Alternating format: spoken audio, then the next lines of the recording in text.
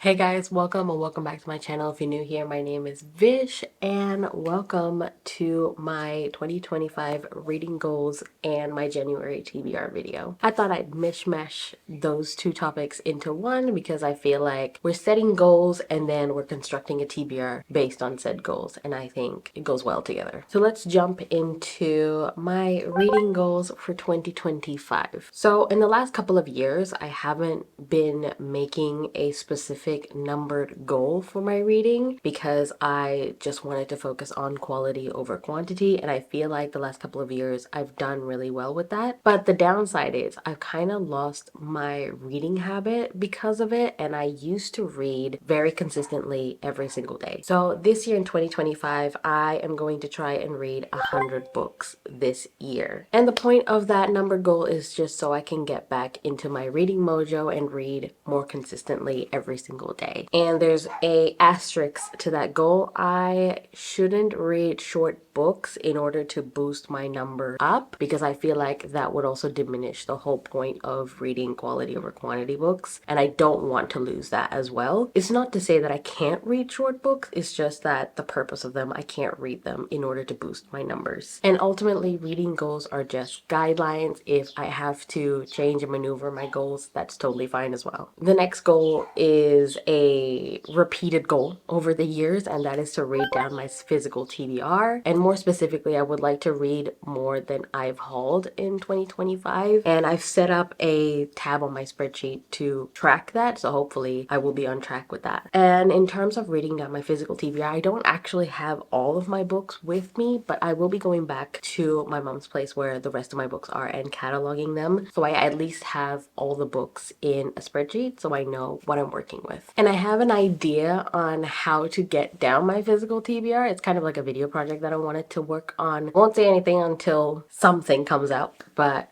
I have an idea, so we'll see how that goes. My next reading goal is to complete 9 series in total for the year 2025. I have been doing that consistently the last couple of years, I think, and I would like to achieve that again and maybe exceed that goal because I need to stay on top of my series. It's always been a priority for me, and I feel like I've been doing relatively well the last couple of years, and I will go through all of the stats of my year of reading in 2024 in the next video. And my fourth goal for 2025 is to start and finish 3 epic fantasy series. I've noticed last year that I haven't been reading as much epic fantasy, and I really want to get back into it. I want to be in my epic fantasy era again, so I'm putting 3 epic fantasy series that I want to read and finish. I don't think it's a difficult goal because I want to start easy, and I would like to surpass that goal. And my last reading goal is I want to read 1 subscription book per month. I currently only have 1 sub right now, and that is the Goldsboro Science Fiction and Fantasy Fellowship. And I'm pretty sure probably 30% of the books I own is subscription box books, and I would like to get that number down. However, it doesn't really contribute to my series goal because it's always the first book that's out, and then I always have to wait for the consequent book. So it's always in the ongoing pile and it's not a completed pile, which is, you know, fine in general, but the completionist in me really hates it. But at least it gets my physical TBR down and all my subscription books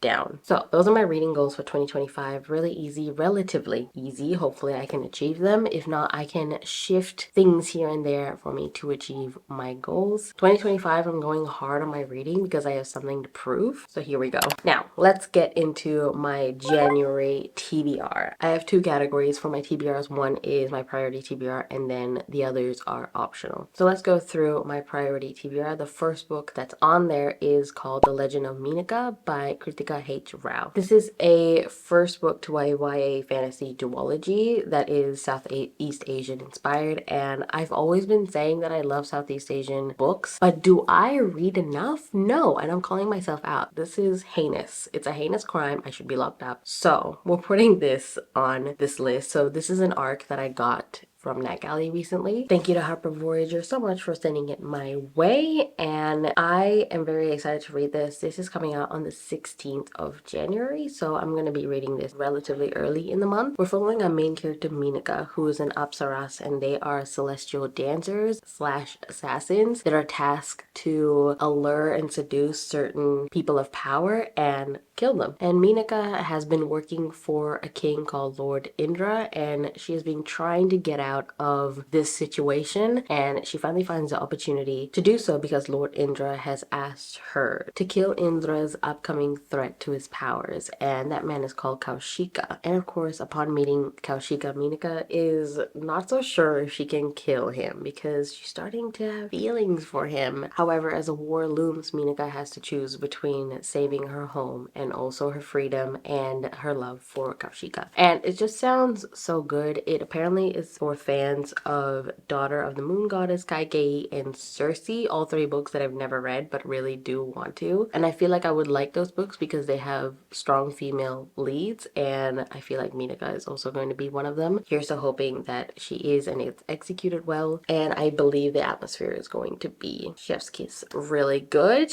I cannot wait to read this and add this to my repertoire of Southeast Asian recommendations. The next book on my January TBR is Iron Flame by Rebecca Yarros. This is going to be a reread because, as we all know, Onyx Storm is coming out on January 21st. That's also on my TBR. And that would be my Fable book club pick for January and February. If you want to join, link will be down below. It's just a little low-key book club if you want to join. But anyway, Onyx Storm and Iron Flame is going to be on my TBR. I'm going to be rereading Iron Flame and then hopping on to Onyx Storm. I cannot wait for book 3. The ending of Iron Flame really reminds me of another series that I adore and love, and things are gonna get stressy depressy, and I'm here for it. The Fourth Wing series is following our main character Violet Sorrengail, who has always been a bookworm, and she's going to be a scribe working at the library. Very low-key life. Unfortunately, the commanding general has asked her to enroll into Basquiat College to become a dragon rider, and she can't refuse because that commanding general is her mother. So Violet has been forced into Basquiat College, where basically the rule is you either win or die. It's a very, very fun time. There's a lot of drama, there's a lot of angst between the romance of Violet and Satan, and he's a shadow daddy. Who doesn't love a shadow daddy, honestly?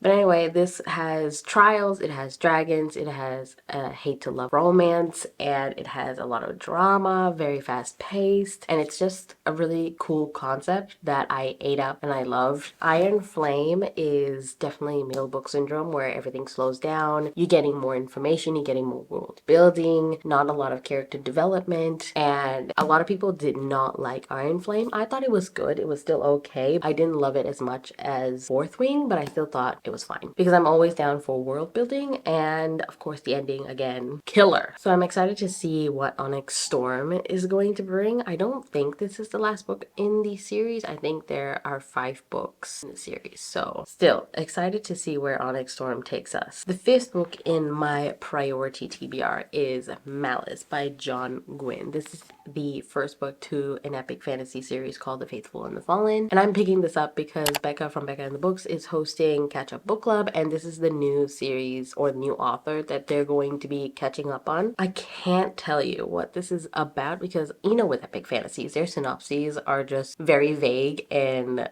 very hard to put into words, but I know there was a previous war between the giants and the humans, and now there's a prophecy involved saying that there will be a war between darkness and light. There will be a champion between the two, and we don't know which is which, I think, and there will be another war happening in this. There's going to be a lot of POVs, a lot of characters, and I know John Gwynne is known for his movie HD 4K battle scenes, and I'm very excited to read about it and go on a journey in an epic fantasy series. I'm very excited for this. I really do hope that I like this. I've never read a John Gwynne book before, so this will be my entry into his works. The last book that is going to be on my priority TBR is Ghostsmith by Nikki Palfredo. This is the second and last book in the Bonesmith duology. This is a YA fantasy duology, and I did like Bonesmith. I actually read Bonesmith for Jan from Jan Agathon's Full Moon Book Club pick for September of 2024. It was so much fun reading reading Bonesmith and conversing with Jan and saying my thoughts and things. So I'm very excited to get into Ghostsmith and see how it all ends. And with Bonesmith, it was definitely very predictable here and there, but I just enjoyed the entertainment value of it and the world building in this. I've read Nikki Paparetto's other works, the Crown of Feathers trilogy, and I really like that trilogy. If you're looking for a good YA trilogy that has animal companions, aka Phoenix, because they're Phoenix riders, I would definitely suggest that one. There's a great sibling rivalry slash relationship in that, and I really enjoyed that trilogy. Hence why I picked up the Bonesmith duology. So in Bonesmith, we follow our main character Ren, who is training to become a Valkyr. And Valkyrs are a ghost training warrior. They banish ghosts. And Ren becoming a Valkyr is really important to her because it solidifies her place in the House of Bone, which her grandmother is the leader of the House of Bone. But unfortunately, things doesn't go according to plan and she's banished from the kingdom. Her assignment is to guard the wall that basically separates the ghosts and the banished and the actual kingdom. Think of Game of Thrones, where beyond the wall are the White Walkers, and then after that is just the kingdom. And like Game of Thrones, no one actually believes that the ghosts actually exist in the breach because it's been such a long time since the wall went up. But anyway, Ren is at the wall and a prince comes to visit said wall, and the prince gets kidnapped by the people that were banished in the breach, called the Ironsmiths. So Ren goes out on a mission to rescue said prince, and she allies with one of the Ironsmiths to find the prince. When I tell you that the romance in Bonesmith is definitely very insta-lovey, but the only reason why I like the romance because the guy has a metal arm. I'm sorry, I'm a sucker for someone who has a metal arm. I am Bucky's #1 biggest fan, so I will always be there for a man with a metal arm. Sue me. I can't wait to see how it all ends in Ghostsmith and also give me answers to a few questions that I have. Now, let's go through the optional books that I want to read in January. If I have time, I will get to them. One is an anticipated release, and that is called Breath of the Dragon by Shannon Lee and Fonda Lee. If you know, I'm also Fonda Lee's #1 fan. I love the Green Bone Saga, one of my favorite series of all time, and this is her newest release. Granted, it is a co-written book, but I am still very, very excited for this. This is another book that has trials in this, and we follow our main character, June, who wants to be a guardian. So in order to become a guardian, he has to go through a tournament which is held every 6 years, and he wants to be a guardian slash warrior to prove his skills and also restore his family name, because something that happened in the past with his dad that has made his family be banished, and he wants to restore that name, bring back his mom and his twin brother back into the kingdom. However, the only people that are candidates to enter this tournament is people that have a birthmark of dragon scales and special abilities. I'm guessing like specific magic powers. Only his twin has that. He doesn't have it, but he's still going to go try and become a guardian. I'm getting a whiff of sibling rivalry in this, and I'm always down for that. I'm just really, really excited to read this book. I know that the action scenes are going to be great in this because Fonda Lee writes good action. I know the characters are going to be great in this because Fonda Lee is great at writing characters. Fingers crossed that I can get to this month. I believe it's coming out in the early parts of January. I think it's the 7th of January. The next book that I might read in January is called These Infinite Threads by Tahereh Mafi. This is the second book in the This Woven Kingdom series. I read This Woven Kingdom a couple of months ago and I did really enjoy it. I just felt we needed a bit more world building and a bit more explanation with the magic system. It was very much focused on our main character and her romance, which is fine. I think this is a YA fantasy romance series that has gorgeous writing, by the way. Definitely recommend Tahereh Mafi for her writing. So I wasn't as eager to pick up the sequel, but I feel like I need to pick up the sequel before I forget what happened in the first book, and it's happening. It's not as good as it used to be, this noggin, but I need to pick up the sequel soon. So as I said, this is a YA fantasy romance series that is very inspired by Persian mythology, and we follow our main character Alize, who is a servant and also a long lost heir to a Jinn kingdom, and she has has been forced to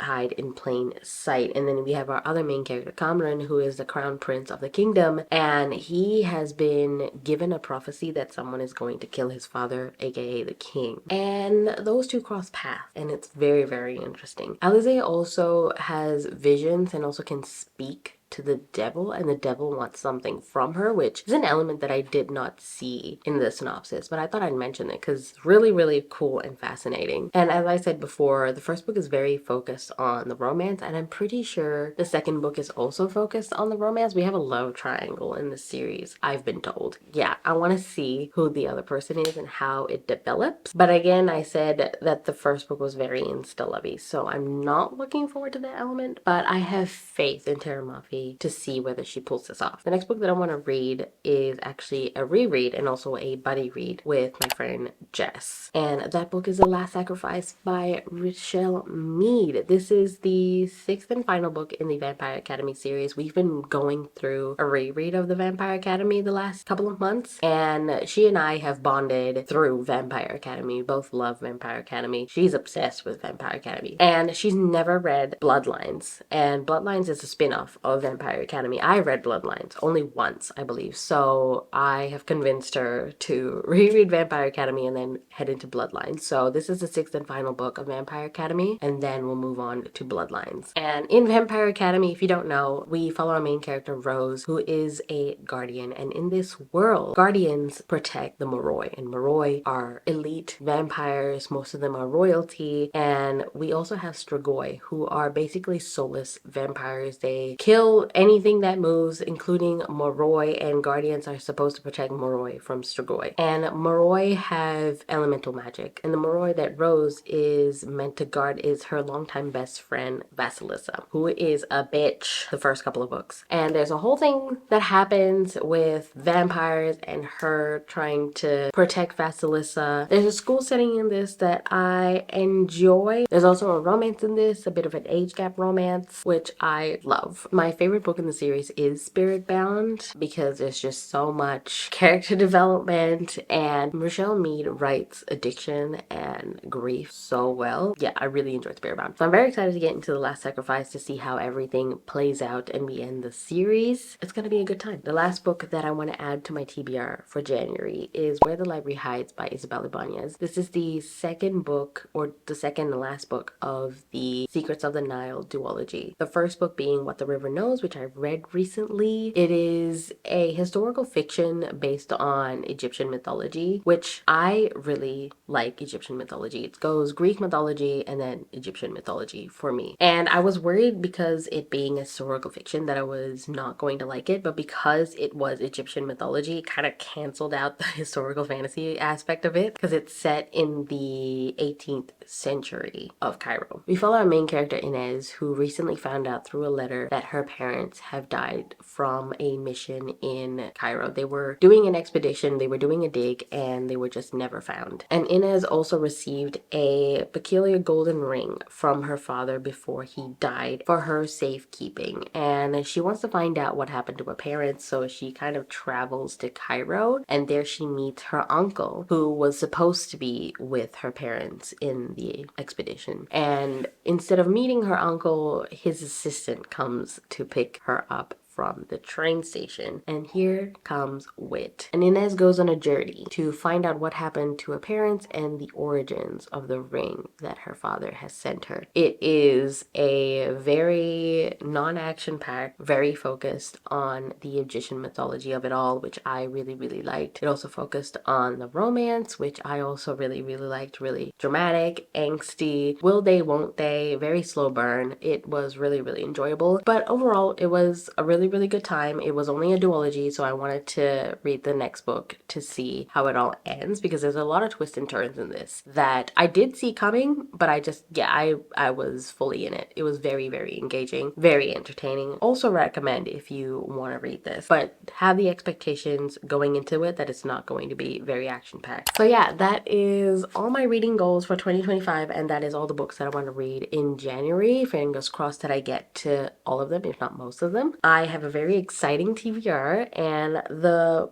book that I'm really excited to get into is probably Onyx Storm, because I've been waiting for a year like everyone else, and I just want to see how it progresses. Is it going to be great? Is it going to be shit? We'll see. Let me know down in the comments what book you're looking forward to reading in January. Also, what is the first book that you're going to read in January? I think I'm going to start out with Ghostsmith and Malice by John Gwynne. Also, let me know what are your reading goals for 2025, how many books that you want to read in 2025. Thank you guys so much for watching and hanging out with me, and I will see you later.